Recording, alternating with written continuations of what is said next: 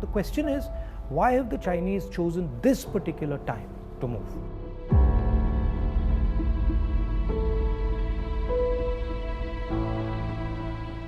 What is it about India's situation that has made China act in such an aggressive way?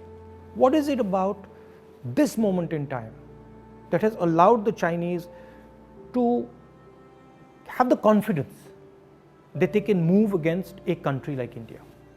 And to understand that, you have to go into multiple spaces. Countries are protected not by one particular thing, but by a confluence of forces, by a confluence of systems. Okay?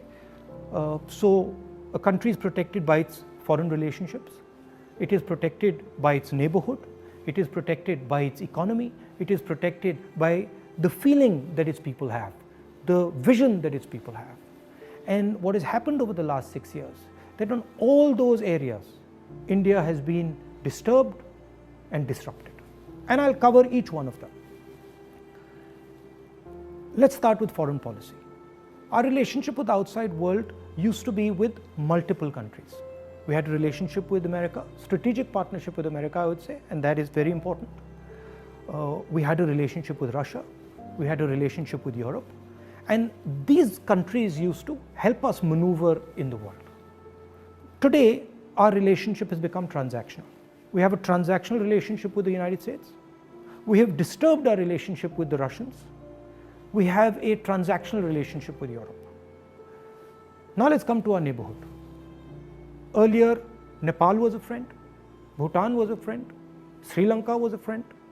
Our neighborhood, other than Pakistan, was working with India and saw itself as being partnered with India. Today, Nepal is angry with us. If you go to Nepal and you speak to the Nepali people, they are furious with what has happened. Sri Lankans have given a port to the Chinese. Maldives is disturbed. Bhutan is disturbed. So we have disrupted our foreign partners, we've disrupted our neighborhood. Now let's come to the economy. Our pride, something that India used to go to the rest of the world and talk about, boast about. Worst economic growth, 50 years, no end in sight, absolute disaster, unemployment highest in 40-50 years. So our strengths have suddenly become our weaknesses. We told the government that, look, please realize that we are becoming vulnerable. All these things are connected. They're not separate. When you look at a nation, you have to look at all these factors and you have to act, taking into account all these factors.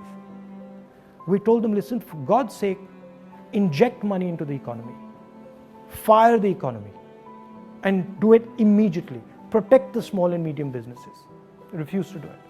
So today you have a country which is economically in trouble as far as foreign policy is concerned, in trouble with its neighbors. And that's why the Chinese have decided that this is possibly the best time to act. And that is why they have acted.